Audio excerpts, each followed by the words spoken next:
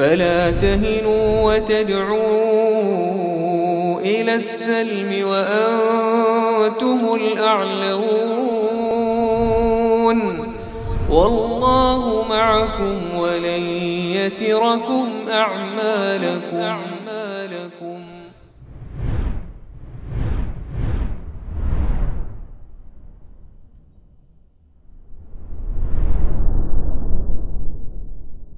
قال الله تعالى يا أيها الذين آمنوا اتقوا الله حق تقاته ولا تموتن إلا وأنتم مسلمون يا أيها الناس اتقوا ربكم الذي خلقكم من نفس واحدة وخلق منها زوجها وبث منهما رجالا كثيرا ونساء واتقوا الله الذي تساءلون به والأرحام إن الله كان عليكم رقيبا يا أيها الذين آمنوا اتقوا الله وقولوا قولا سديدا يصلح لكم أعمالكم ويغفر لكم ذنوبكم ومن يطع الله ورسوله فقد فاز فوزا عظيما فإن أصدق الحديث كتاب الله وخير الهدي هدي محمد صلى الله عليه وسلم وشر الأمور محدثاتها وكل محدثة بدعة وكل بدعة ضلالة وكل ضلالة في النار. أما بعد, para bapak sekalian yang dirahmati oleh Allah Azza wa Jalla, tanda-tanda kebahagiaan dan tanda-tanda kesengsaraan itulah yang akan kita bahas pada pagi hari yang berbahagia ini dari kitab Fawaidul Fawaid karya Ibnu Qayyim al-Jauziyah rahimahullah, min alamatis sa'adati wasyaqawah, yaitu di antara tanda-tanda kebahagiaan dan kesengsaraan.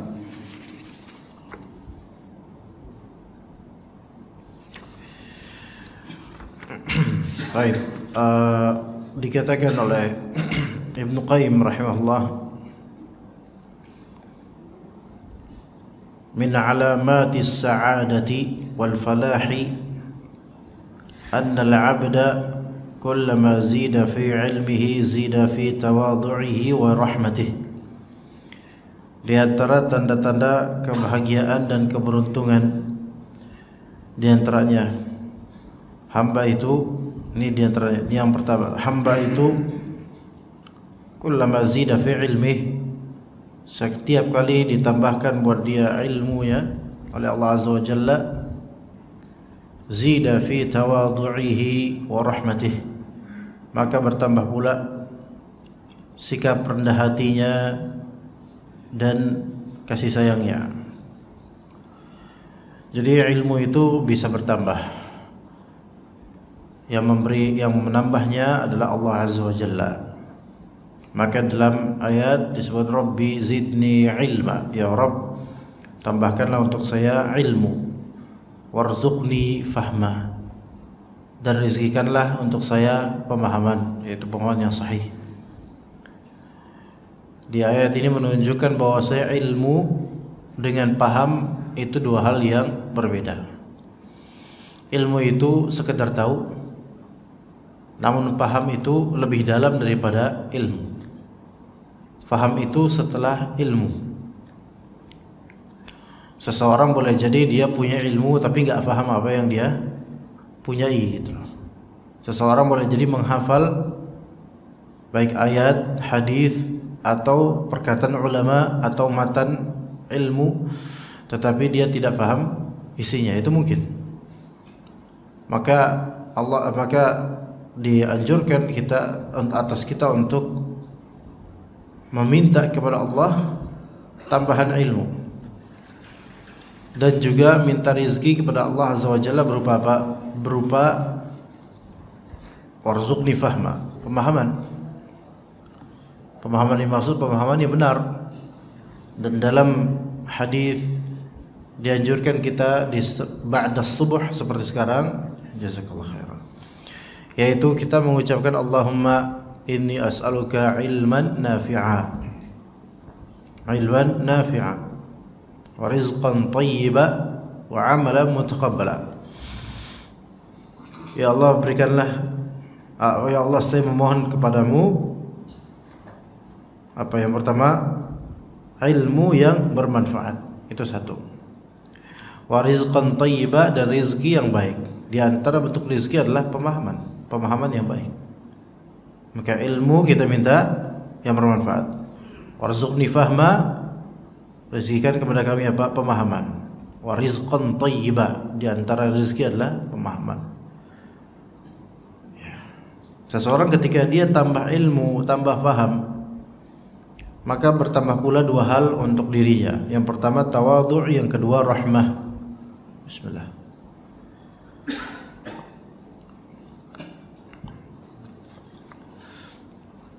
Tawadhu' maknanya rendah hati. Kalau dalam bahasa kita, rendah hati dengan rendah diri beda, dan memang beda. Rendah hati itu wajib atas kita di hadapan Khaliq dan di hadapan makhluk. Ya, rendah hati wajib atas kita untuk menunaikannya di hadapan Khaliq dan di hadapan makhluk. Sedangkan rendah diri itu tidak boleh kita lakukan di hadapan makhluk, melainkan hanya boleh di hadapan Al-Khaliq, yaitu Allah Azza wa Jalla. Itu bedanya rendah diri, rendah hati dan rendah diri. Rendah hati dalam bahasa Arab tawadhu'. Tawadhu'. Rendah diri dalam bahasa Arab yaitu khudu'. Beda. Tawadhu' dengan khudu' itu beda. Tawadhu' itu rendah hati, khudu' itu rendah diri. Kita enggak boleh rendah diri di depan makhluk. Ya, rendah diri di depan makhluk, yaitu kita melucuti kehormatan kita sendiri, ya, dan kita bersujud padanya atau ruku' padanya, atau melakukan hal-hal yang sebenarnya hanya pantas dilakukan untuk Allah Azza wa Jalla. Ya, jangan merendahkan diri kita di hadapan makhluk, tapi rendahlah di hati kita di hadapan makhluk dan di hadapan Allah tentu saja sebelumnya. Maka ini tawadhu'. Semakin seseorang berilmu, maka semakin dia rendah hati, memiliki sifat ketawadu'an. Lawan dari tawadhu' yaitu sombong. Begitu juga lawan dari khudu', sombong juga. Jadi tawadhu' lawannya adalah istikbar atau kibr. Kata Nabi sallallahu alaihi wasallam, la yadkhulul jannata man kana fi qalbihi mithqalu dzarratin min kibr. Tidak masuk surga siapa yang di kalbunya ada setitik dari kesombongan. Kesombongan baik dengan perkataan, kesombongan baik dengan perbuatan, kesombongan baik dengan pakaian, kesombongan baik dengan anggota bahasa tubuh, body language, dan seterusnya dari kesombongan demi kesombongan. Maka itu lawannya adalah tawadhu'. Tetapi ikhwas sekalian, para bapak sekalian, dikatakan oleh para ulama bahwa ilmu ini memiliki kesombongan. Ilmu ini yang saya maksud ilmu syar'i, ya. Adapun ilmu duniawi itu tidak kita perbincangkan sekarang, ya. Ilmu syar'i ini memiliki kesombongan. Siapa yang mencarinya bukan karena Allah Azza wa Jalla, maka akan ditimpa arogansi dan kesombongan.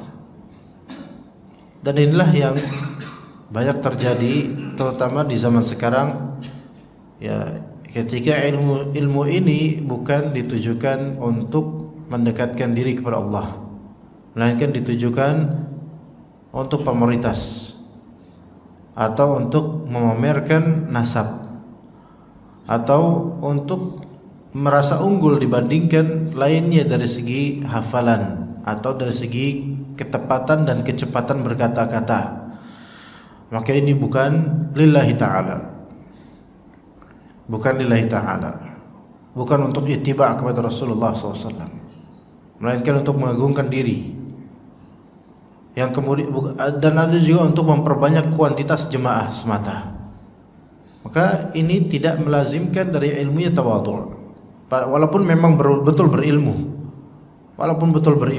hafal ini itu, ya. Tapi ketika tujuannya selain Allah Azza wa Jalla, maka ilmu tersebut tidak akan mewariskan tawadhu'. Dan tawadhu' itu ada yang dibuat-buat dan ada yang memang dari kalbu pada sejatinya. Tawadhu' yang dibuat-buat, maka suatu saat Allah Ta'ala akan membongkar keburukannya, yaitu memberikan mimik atau sikap tawadhu' padahal kalbunya itu lebih beringas dibandingkan serigala. Siapa kalbu yang beringas atau lebih beringas dari serigala?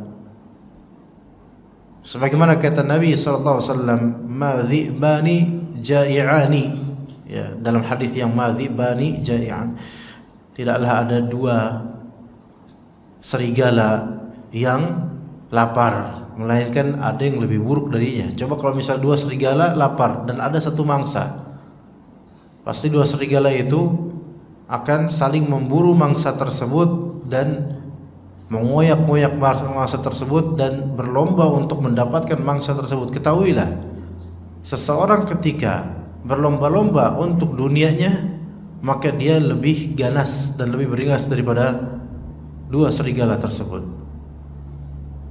Sekarang boleh jadi seseorang menampakkan pada masyarakat akan ketawaduan dengan alasan zuhudlah, ya, dengan alasan sufilah, atau dengan alasan lainnya. Tetapi pada hakikatnya kalbu dan matanya itu mengintip dompet-dompet jemaah, mengintip seberapa kuantiti kekayaan jemaah. Artinya sebenarnya yang dia lihat bukan apa, orientasi dia bukan mendapatkan pahala dari Allah Azza wa Jalla, melainkan bagaimana cara meloroti atau cara membuka brankas uang para jemaah.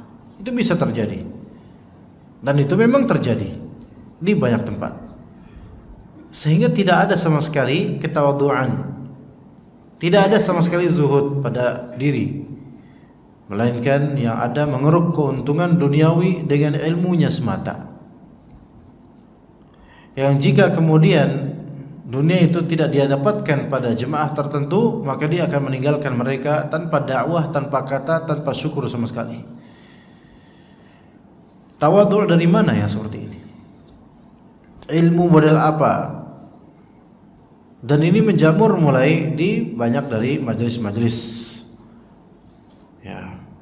Maka hamba yang berbahagia adalah ketika bertambah ilmunya, bertambah pula tawadhu'nya dan rahmahnya, kasih sayangnya, bertambah kasih sayangnya kepada dirinya, kepada keluarga, kepada kaum muslimin. Dan di antara bentuk kasih sayang dan rahmah adalah dia bergegas untuk memerintahkan kaum muslimin hal yang bermanfaat untuk mereka, dan bergegas untuk mencegah kaum muslimin dari hal yang bermadarat dan buruk buat mereka dunia dan akhirat mereka. Amar ma'ruf nahi munkar. Dan para rasul mereka diutus sebagai mubasyirin wa munzirin, memberikan kabar gembira dan memberikan inzar, yaitu peringatan, memberikan kabar gembira dan memberikan peringatan, balance antara kedua itu. Amar ma'ruf nahi munkar, tidak hanya amar ma'ruf saja sehingga nahi munkar tidak ada, sebagaimana keadaan orang-orang yang mukanya berminyak, dan tidak pula nahi munkar saja tanpa adanya pernah amar ma'ruf, sebagaimana keadaan orang-orang yang hatinya keras. Maka orang-orang yang bermuka minyak dan orang-orang yang hatinya keras itu mereka tidak mengikuti tracknya Nabi sallallahu alaihi wasallam dalam berdakwah, karena Nabi dan para nabi seluruhnya mereka berdakwah sebagai mubasyirin, sebagai munzirin juga, memberikan kabar gembira, amar ma'ruf, dan munzirin, memberikan peringatan, nahi munkar. Maka siapapun orang yang punya ilmu namun dia hanya amar ma'ruf dan tidak pernah mau nahi munkar, ada kemunkaran dia nggak pernah mau mencegahnya, yang penting amar ma'ruf saja, maka yang seperti ini apa? Yang seperti ini bermuka minyak. Dia tidak sayang pada umat. Dia tidak sayang pada umat. Dengan ilmunya dia tidak sayang. Ada orang terjerumus ke kesyirikan, nggak peduli. Dah, nahi munkar saya nggak mau nahi munkar, saya amar ma'ruf saja, saya ngajak sholat aja. Nggak peduli. Lalu lantas kemana ilmu dia tentang tauhid kepada Allah, tentang syirik? Tidak disedekahkan dan tidak dizakati kepada orang-orang. Dan sebaliknya, orang yang berqalbu qasin, yaitu keras kalbunya, yaitu hanya nahi munkar dan tidak pernah amar ma'ruf, mengajak orang kepada kebaikan tidak pernah. Tapi untuk kalau ada kemunkaran langsung dia gerak cepat untuk mengingkarinya. Dan itu ada kebaikan, tetapi ketika tidak pernah ada ajakan dan seruan dari lisannya untuk hal yang ma'ruf, maka orang-orang akan kabur darinya dan orang akan menyangka bahwasanya agama ini isinya hanya larangan saja. Maka ini dua sisi yang tidak baik, tidak rahmah, tidak sayang. Kalau memang kita sayang, maka kita ikuti treknya Nabi sallallahu alaihi wasallam. Kita ikuti treknya beliau alaihi salatu wassalam. Jadi setiap ilmu ini bertambah, maka bertambah pula apa? Bertambah pula tawadhu'nya dan juga rahmahnya. Kemudian ikhwah sekalian rahimani wa rahimakumullah, dikatakan oleh Syekh Utsaimin dalam kitab Al-Ilm tentang masalah orang yang memiliki ilmu, beliau mengatakan, jadi kullama izdada ilma izdada tawadhu'a, kata seseorang. Hendaknya seseorang semakin dia bertambah ilmunya, semakin dia rendah hati. Dan akhlaknya Rasulullah SAW semuanya itu adalah tawadhu'. Ya, tawadhu' lil haqqi wa tawadhu' lil khalqi. Tawadhu' di sini ada dua. Tawadhu' kepada kebenaran dan tawadhu' kepada insan. Ya, tawadhu' kepada kebenaran dan tawadhu' kepada insan. Lantas bagaimana ketika saling kontradiksi antara tawadhu' kepada kebenaran dan tawadhu' kepada insan? Ya, tawadhu' kepada kebenaran kontras dengan tawadhu' kepada insan. Maka mana yang harus didahulukan? Didahulukan tawadhu' kepada kebenaran. Tawadhu' kepada kebenaran. Ya, ketika adanya kebenaran namun tidak sesuai dengan selera masyarakat atau selera jemaah, maka hendaknya kita itu menyampaikan kebenaran tersebut walaupun dianggap sombong oleh jemaah. Sampaikan kebenaran itu walau dianggap sombong oleh jemaah. Ikhwas sekalian rahimakumullah, telah terjadi di keluarga kami atau keluarga ayah kami, ya, keluarga besar, mbah kami, Mbah Jaiz. Jaiz itu nama kakek saya, Mbah Kakung saya. Ya, Al Jaiz maksudnya al di sini arti keluarga. Jadi orang-orang Arab itu pakai al itu artinya adalah dari kata ahl. Ya, Pak ya. Pakai al-kathiri. Ya. Terus apalagi yang Indonesia apa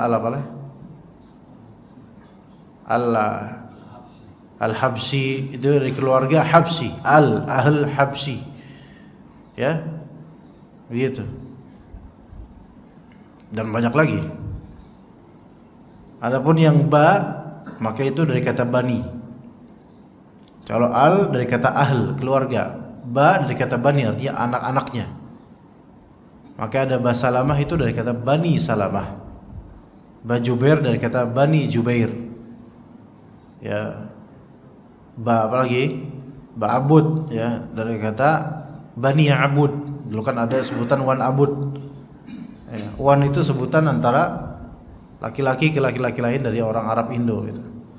Ya begitu. Maka tapi saya bukan Arab, saya Indo, ya. Tapi pakai istilah seperti Arab. Jadi Al-Jaiz, keluarga Jaiz, Mbah Jaiz. Dulu ketika mbah kami meninggal dan beliau orang Jawa, kiai kampung, kiai lama lah gitu. Ya tahu sendiri bagaimana kiai kampung rahimahumullah.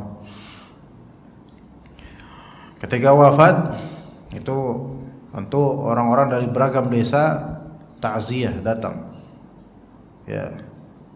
Maka pada ketika itu tidak ada handphone, tidak ada apa, tapi begitulah ya kehidupan zaman itu. Banyak sekali orang takziah. Putra putri beliau yaitu ayah saya dan para paman bibi jumlahnya kisaran 8 ya. Cukup banyak. 8. Dan setelah wafatnya beliau tidak ada satupun dari keluarga kami, yaitu dari ayah dan paman kami dan bibi kami, tidak ada satupun yang mau mengadakan tahlilan, dan itu di kampung ya, nggak mau ada, nggak ada tahlilan itu. Maksudnya 7 harian, 40 harian, haulan tidak ada dalam Islam. Tidak ada dalam Islam. Jadi semua dari putra putri Mbah Jaiz ini semuanya alhamdulillah telah belajar gitu. Tidak ada dalam Islam hal-hal seperti ini. Ini cuma tradisi. Namun apa tudingan dari masyarakat ya ikhwas sekalian? Tudingan dari masyarakat adalah bahwasanya 8 anak ini durhaka sama Mbah Jaiz. Begitu. Dan itu yang terjadi juga kadang di perkotaan di sini juga kayak gitu. Kita enggak tahlilan dianggap durhaka sama orang tua. Ya. Udah kayak kucing aja orang tua dikubur enggak ditahlilin gitu. Sekarang Rasulullah SAW itu kucing apa manusia? Sahabat Abu Bakar, Umar, Utsman, Ali kucing atau manusia? Manusia. Mereka orang-orang yang paling mulia di sisi Allah Azza wa Jalla. Ditahlilin enggak? Enggak. Terus apa bedanya kemudian? Taib dianggap durhaka. Tapi namun seiring berjalan waktu bertahun-tahun kemudian udah hilang stempel manusia itu, hilang. Inilah kita itu lebih tawadhu' kepada kebenaran daripada tawadhu' kepada insan ketika itu bertabrakan. Barang siapa yang tawadhu' dan tunduk kepada manusia padahal tidak benar, maka ini sama dengan apa? Mencari ridha manusia dengan kemurkaan dari Allah. Maka barang siapa mencari keridhaan manusia dengan kemurkaan dari Allah, maka Allah tidak akan menjamin ridha manusia untuk dia. Enggak jamin. Dan barang siapa mencari ridha Allah kendati pun manusia murka, maka Allah itu maha mampu untuk membuat manusia itu ridha. Nah, yang kerap terjadi kebalikannya kita, yaitu mencari ridha manusia padahal Allah itu murka dalam konteks itu. Makanya ya ikhwas sekalian, tawadhu' di sini bagi orang yang berilmu betul-betul harus tawadhu' terhadap kebenaran lebih didahulukan. Dari tawadhu' ada tawadhu'un lil haqqi dan ada tawadhu'un lil khalqi.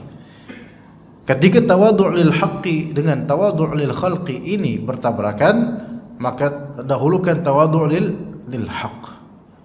Kebenaran yang harus betul-betul kita tegakkan. Begitu ya jemaah sekalian. Namun dengan cara yang benar. Kemudian dikatakan oleh Ibnu Qayyim al-Jauziyah rahimahullah, wa kullama zida fi 'amalihi zida fi khawfihi wa hadarihi.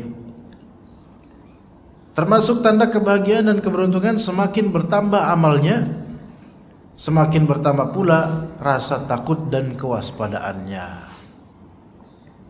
Orang kalau semakin bertambah amalnya, semakin bertambah pula rasa takutnya ya kepada Allah Azza wa Jalla dan kewaspadaannya, karena dia udah banyak beramal. Bukan malah kebalik, jangan balik.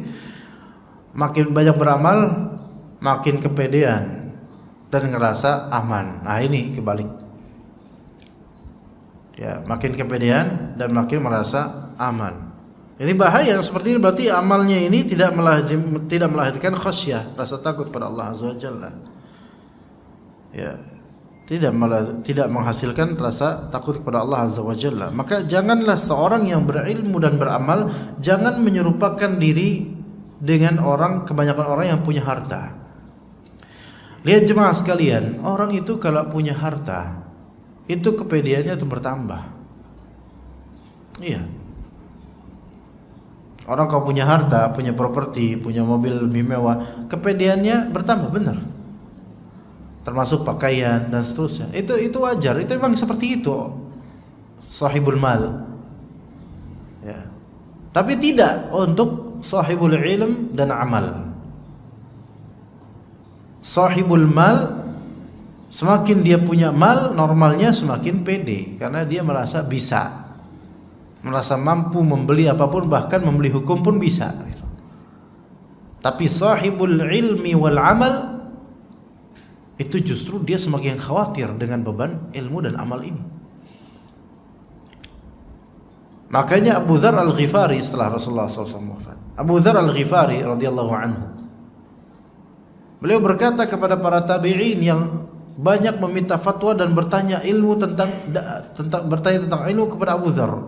Maka Abu Dzar bilang, sesungguhnya kalian itu sering bertanya padaku akan suatu ilmu, dan sesungguhnya yang sering kalian tanyakan itu justru akan menambah beban buat kalian.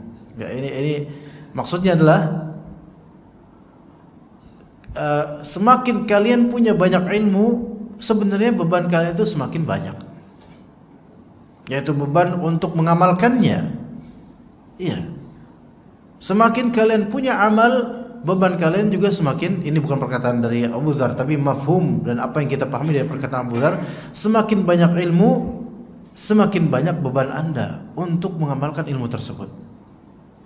Semakin banyak Anda mengamalkan ilmu, maka semakin banyak pula beban untuk menjaga amalan tersebut. Ini bukan berarti kita itu ya udahlah saya enggak nuntut ilmu, ya udah saya enggak beramal. Bukan. Ini adalah fiqih, pemahaman yang benar tentang ilmu dan amal. Bahwasanya seseorang itu semakin berilmu dan beramal, maka rasa takutnya terhadap apa yang dia miliki dari ilmu dan amal itu semakin besar gitu loh. Enggak kayak kebanyakan dari sahibul mal, pemilik harta. Pemilik harta semakin berharta, semakin pede dan semakin rendah rasa takutnya kepada Allah.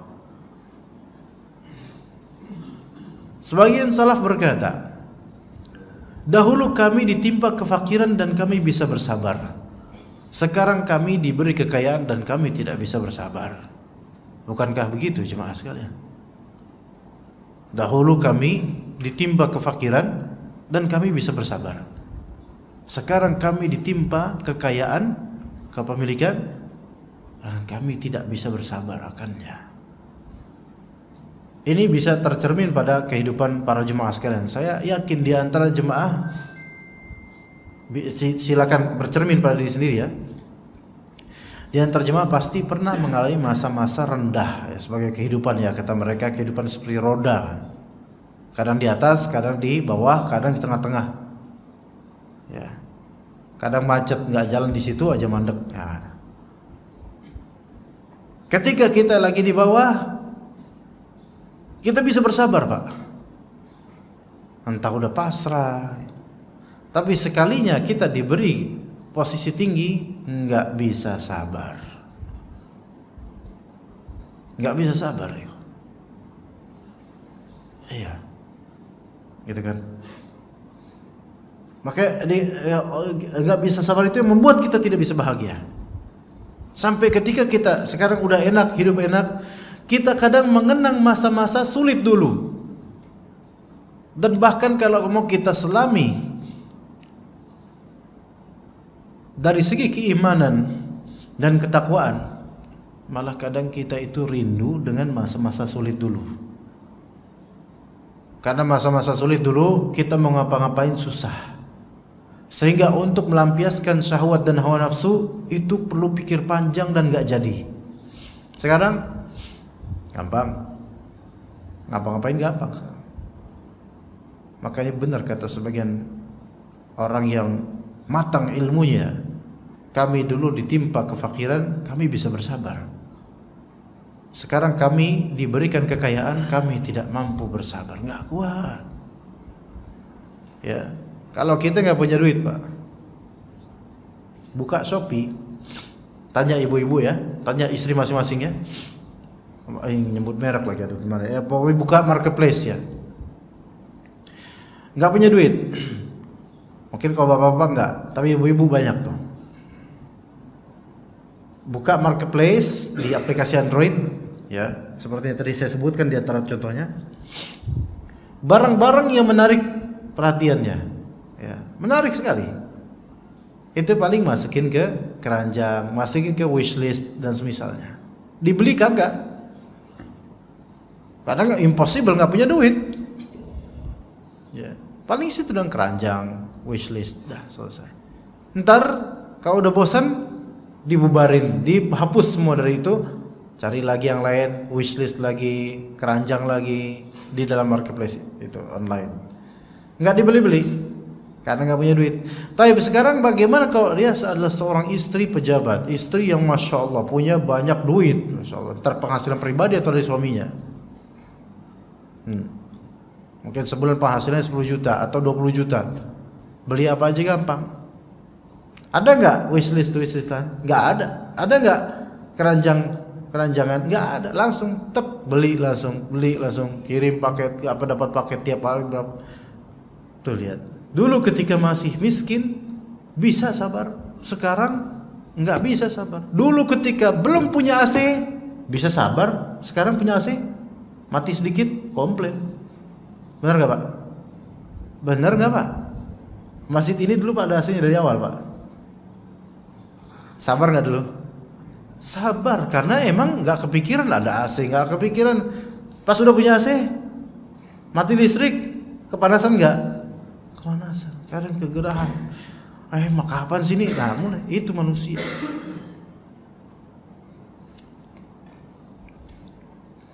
Kemudian dikatakan di sini wa kullama zida fi umri naqasa min hirsih.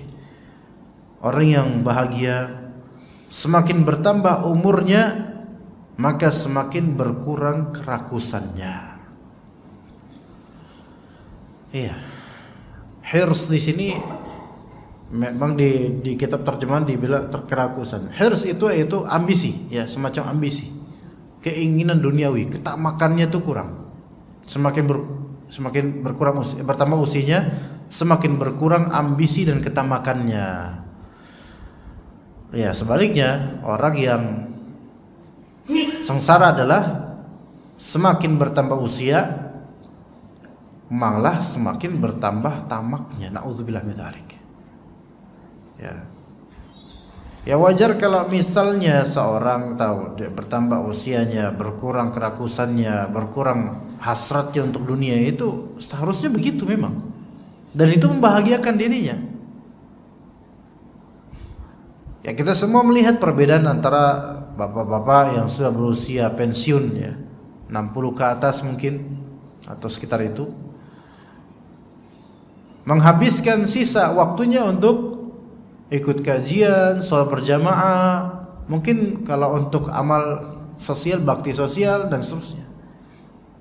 Ini indah sekali kehidupannya.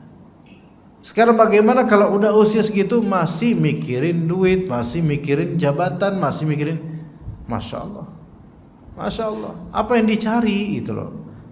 Jangan dikira kemudian kalau udah usia segitu kemudian mencari harta, mencari pangkat dan seterusnya, jangan dikira itu membahagiakan, itu menyengsarakan, dia akan merasakannya sendiri. Ya, tetapi ketika di usia senja, kemudian hirsnya terhadap dunia ini berkurang, melainkan kiblatnya dia udah ke akhirat dah. Itu tuh bahagia sekali. Bahkan kita, maaf saya mungkin masih sangat muda dibandingkan dengan jemaah ya. Kita yang muda aja, mohon maaf, melihat kalau kita mau betul-betul pakai kacamata iman ya, kita tuh iri dengan banyak orang tua. Ya. Salat subuh, jumhur dari salat subuh orang tua. Jumhur maksudnya mayoritas dari salat subuh berjamaah orang tua. Nah, ini aja ikut majelis rata-rata, mohon maaf ya, sudah tidak bisa dibilang muda lagi, gitu. Pertanyaan saya, kemana anak-anak muda, gitu. Saya nggak menyalahin tempat ini, bukan.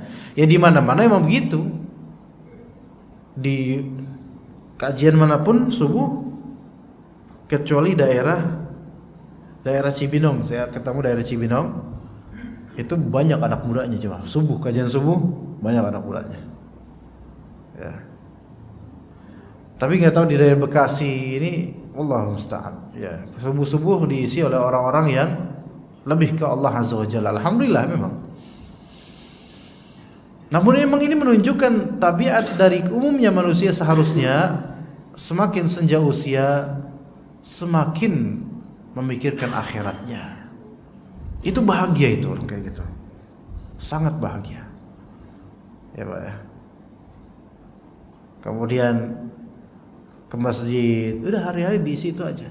Saya ada di antara ikhwat, di antara bapak-bapak yang sering ngaji sama saya, alhamdulillah. Usianya udah 60 ke atas. Baru kemarin kita ngobrol, sering ke kajian anak juga di beberapa tempat, Pak.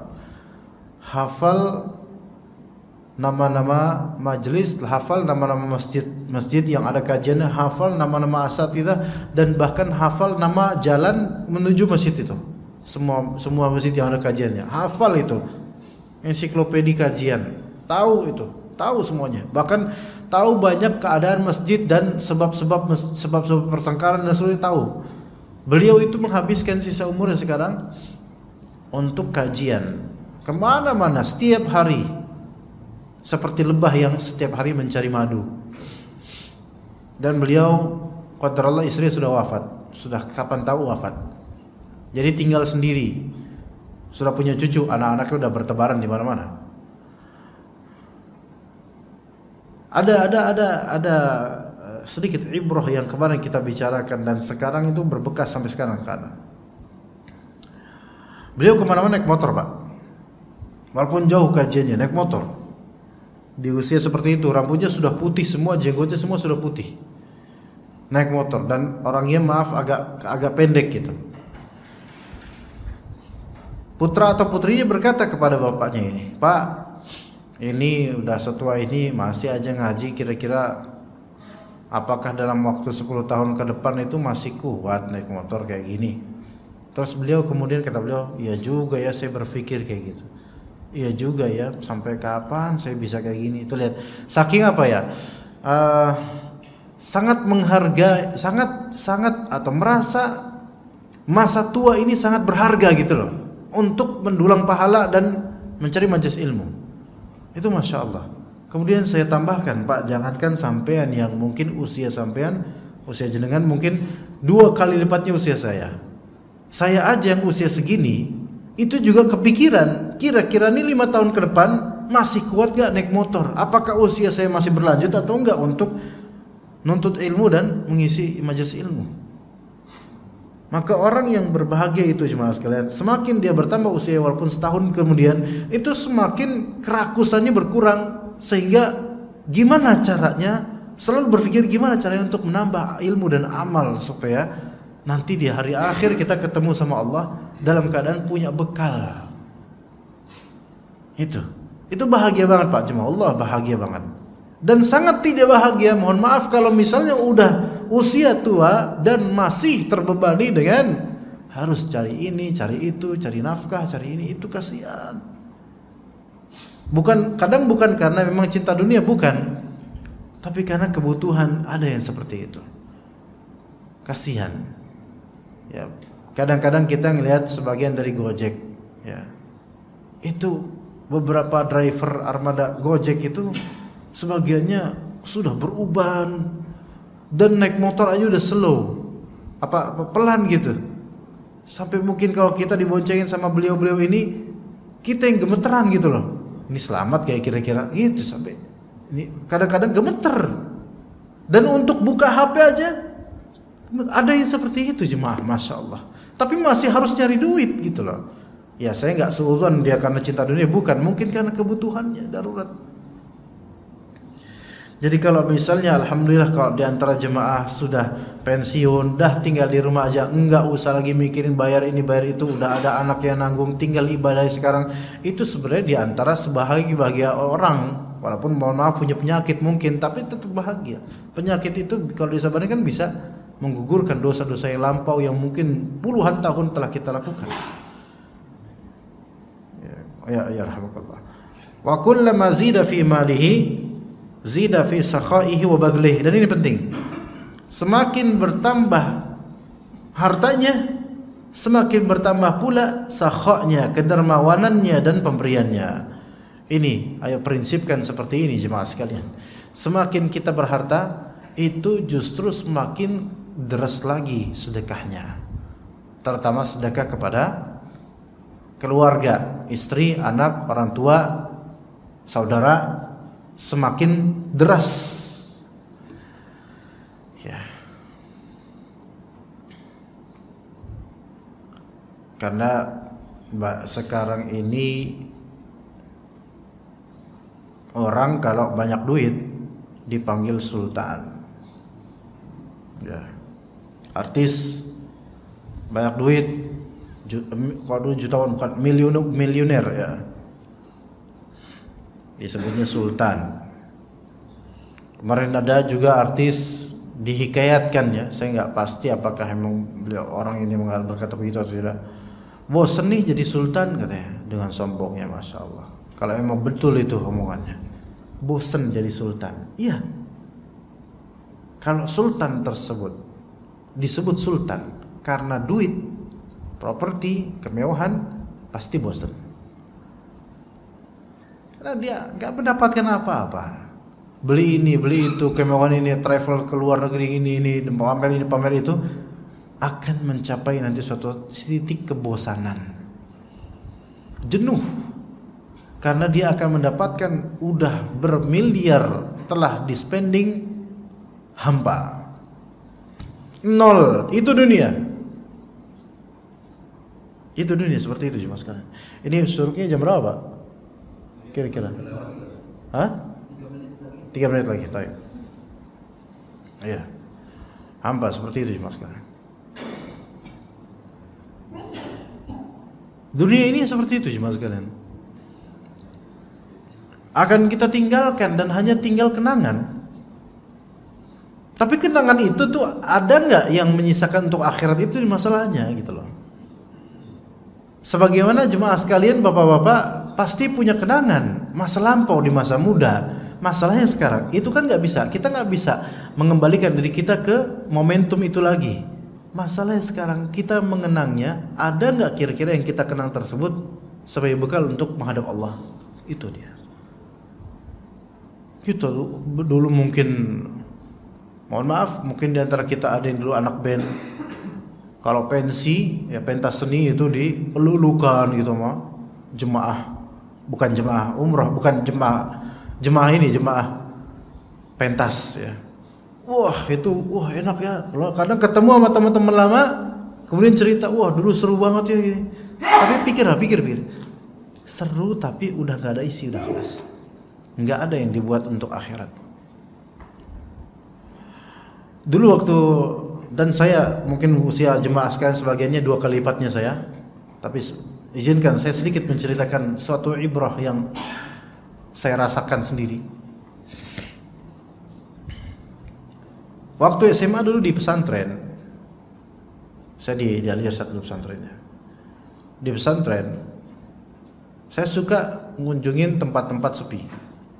Karena di sana kan di kaki Gunung Merbabu dan banyaklah pepohonan, kebun dan seterusnya. Maka suatu saat saya jalan di jalan setapak,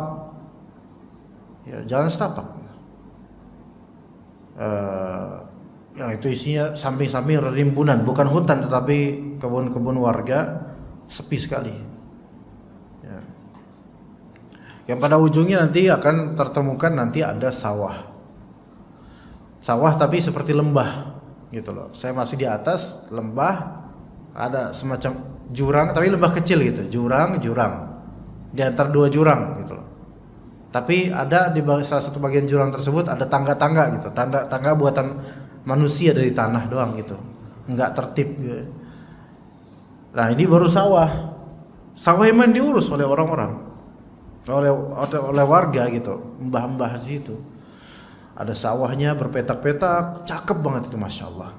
Terus ada belumbang, ada sendang. Ya, sendang itu semacam genangan mata air gitu, yang nanti akan mengairi sawah-sawah. Baik di pojokan ada sendang, di sini sendang, boy, masya Allah. Ada juga saung gitu. Saya ke situ kadang Jumat pagi karena itu hari libur bagi pesantren.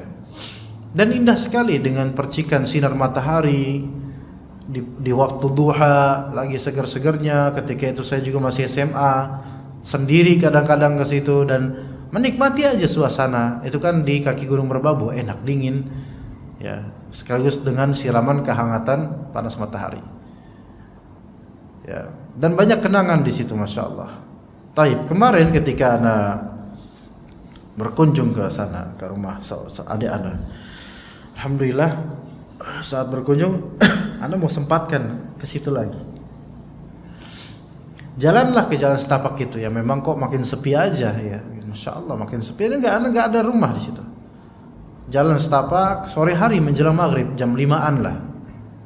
Suasana udah mulai makin sore gitu. Jalan mulai ke situ, kemudian anda lihat, masya Allah, yang tadinya semacam lembah itu ke bawah masih lembah juga. Ini juga jurang gitu. Anda turun dan anda dapatkan 100% berubah. Bukan rumah, bukan. Berubah, nggak ada sehelai pun sawah sama sekali. Nggak ada orang. Melainkan semua sudah menjadi ancur-ancuran dan kebun yang bukan kebun, nggak ada aturan, sudah hancur segala macam tanaman liar di situ ada. Anak ke bawah pun ada tanaman semak belukar dan ada tanaman yang seperti pohon pete Cina tapi tinggi sekali, besar, dan juga nanti atasnya ada bunga-bunga pink dan dia berduri semua sehingga anak nggak bisa kemana-mana. Ini nggak bisa kemana-mana, ini udah hancur semuanya. Kemudian Anda berpikir kemudian, ini kemana ini mbah-mbah dulu yang sekitar 18 tahun lalu yang anak temui kadang-kadang mbok ya mbah perempuan, mbah putri atau mbah kakung yang biasa garap sawah di sini, kemana? Anak dulu aja usia mungkin mereka sudah 67 tahun, pasti sudah meninggal sekarang. Nggak ada lagi mereka hikayatnya di situ, kelas sawah udah nggak ada. Lalu isi kegersangan dan gak ada apa-apa lagi, udah hancur-hancuran kelas. Tapi burung-burung banyak di situ, mungkin binatang-binatang lain seperti ular dan lainnya. Kemudian Anda berpikir kembali, dulu di sini tempat yang kenangan indah sekali, masya Allah. Tapi sekarang udah bukan apa-apa lagi, nggak ada yang bisa dikenang di sini kelas. Dan ternyata Anda berpikir begitulah dunia kita. Kalau kita pikir-pikir, dulu kita sudah banyak menghabiskan hal-hal yang fantastis, menyenangkan, membuat kita terkenang. Tapi sekarang kalau kita lihat sekarang udah nggak ada apa-apa kelas. Sekarang jemaah sekalian, kalau misal dulu pernah bulan madu sama istri-istri masing-masing ya, di suatu tempat yang masya Allah indah dulu, rasanya gimana, cobalah mungkin ke tempat itu sekarang, Anda tidak akan mendapatkan apa-apa. Nggak ada apa-apa lagi kelas. Itulah dunia jemaah sekalian.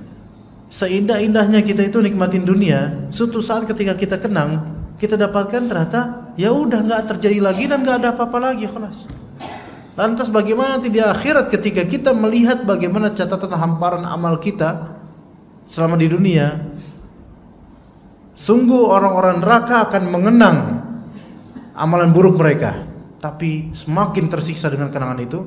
Sungguh orang-orang surgawi di ahli jannah, mereka akan mengenang dan saling cerita amal mereka. Lihat di surat At-Tur, Pak. Lihat di surat At-Tur. Orang-orang penghuni jannah itu mereka saling berhadap-hadapan, saling mengenang. Kamu dulu ngapain? Oh, saya dulu sedekah gini-gini, mengenang. Terharu, kemudian bertambah kenikmatan mereka di surga.